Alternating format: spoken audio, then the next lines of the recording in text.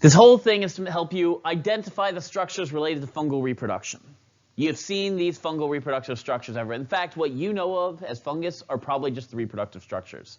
Most people don't look at the hyphae, the mycelium, and think that's for reproduction. A lot of fungus are going to reproduce through asexual spores. Those are known as candida. This is where you can get new cells budding off the others. Nobody cares. It's cool. You've seen this. I'm sorry, I was just looking around. It's like,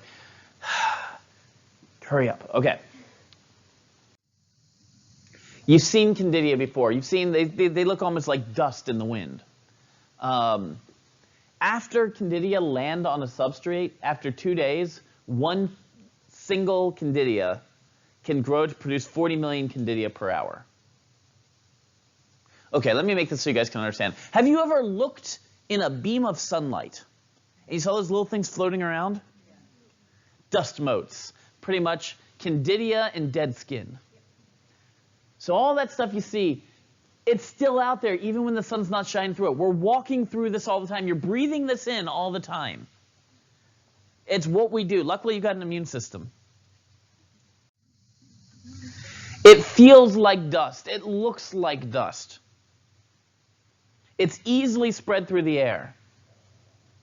The most common example that you know of is probably citrus mold. All of this is candida. Now here's the deal. One spore lands on a lemon. And within 2 days, it's making millions and millions of new candida per hour. You understand now why your lemons go from being okay to being covered in fungus very, very fast if you're not paying attention. Heck, if you look in the stores, if you see any of this anywhere near any of the fruit that you want to buy, you might want to avoid them. Yeah? I was going to say, so where I work, we have like boxes of lemons, and this happens. So if we don't take those lemons out, it can ruin the whole box. It will absolutely, if you work with lemons or you work with any citrus fruit, and you get one lemon or one citrus fruit that's looking like this, and you don't get rid of it, it will ruin the entire box. Absolutely, without any doubt. And you got to clean up the area, get rid of the candida that are in the air, and hope that you keep washing things. That's one way that fungus reproduce, through candida. They might form through budding. Budding's awesome. I love the idea of budding. Budding occurs when a daughter cell forms on the surface of a larger cell.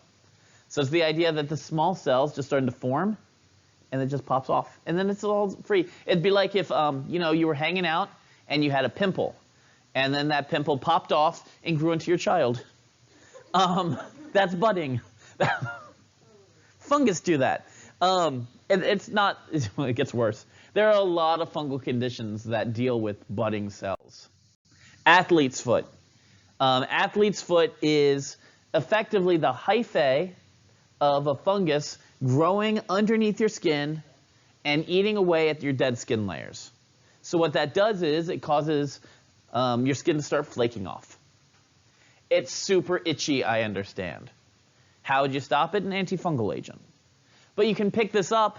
Where have you guys heard that you end up picking this up? Do you know? Gym shower's the big thing. Why? It's moist. Fungus love that. It's warm. And there's all sorts of people with all sorts of fungal conditions trying to shower in there. Kind of gross. Totally gross. So that's athlete's foot. Infectious yeast, same thing. A yeast infection is caused by these bacteria that are these fungus that are budding off each other. Yeast. Yeast are going to bud off each other. We'll talk about them later. Fungus, though, don't just reproduce asexually. Oh, no, no, no. Fungus are so sexually active that they make any other sexually active organism look like they're not sexually active. That just totally broke down midway through. I'm sorry. So they're going to increase genetically. They want to be reproductively active, sexually active, in order to start to get recombinations of their genes. So the magic way that this works is you have two hyphae of two different bacteria. So hyphae A and hyphae B, and they come together and they start to intertwine. They meet each other. They'll start to form what's called a fruiting body. Some fungus species have more than 36,000 sexes. You guys thought your love lives were hard. We've got, oh shoot, it's sociology. Which is the physical character? Physical, is it sex or gender as far as what's physically determined?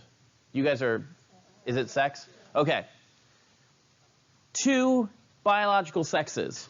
And if we're talking the whole spectrum, we're looking at like 14 to 18 different possible sexual orientations, right? For humans. So let's just go with that. Like 8 to, well, even 40. I don't know. People have all sorts of weird ideas, and you got to meet up with the person who has the same weird idea as you. Fungus have 36 freaking thousand. That's the size of a small city. Imagine trying to find somebody that's compatible with you among 36,000 different sexes. That blows my mind. The way they do it is they meet each other underground, because that's where fungus hang out, right? They meet underground, and they start to send proteins at each other.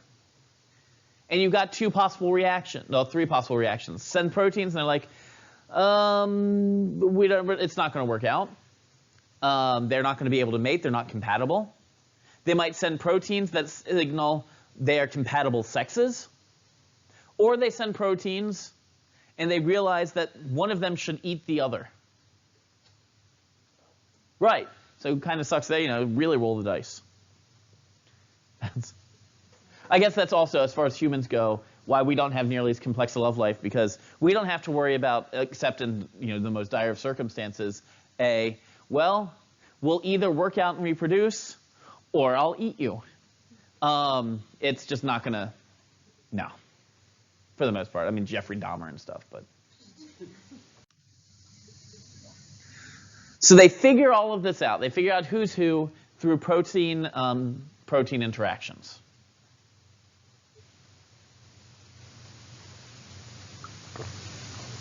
But that's when the magic happens. Once they do figure out who's who, those hyphae intertwine, and they start to grow above the ground. So all of these individual, very thin hyphae start between the 2 different fungus, grow around each other, and they emerge as a fruiting body that's called a mushroom for the club fungus. This is probably what you think of when you think fungus. That is really just the sexual body of the fungus. 2 fungus have come together. This is just sort of the, check it out, that's where they're mating. This is the sign of fungus sex. That mushroom's whole job is to produce spores.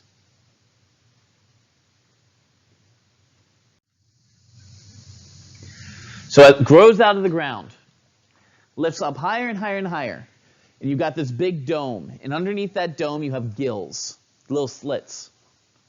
And inside those slits, you're producing individual spores, individual cells that can grow up to start forming new hyphae. Why does it grow up and out of the ground?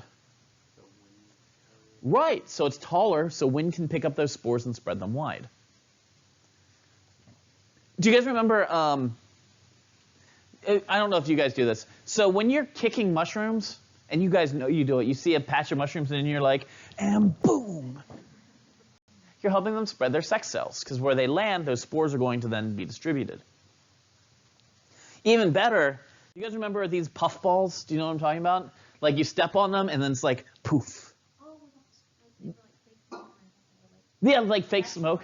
That's fungus release, and so when you're jumping up and down on them, you're just helping them release their sex cells. The more you know. Yeah, that was always fun. Throw it at somebody, it's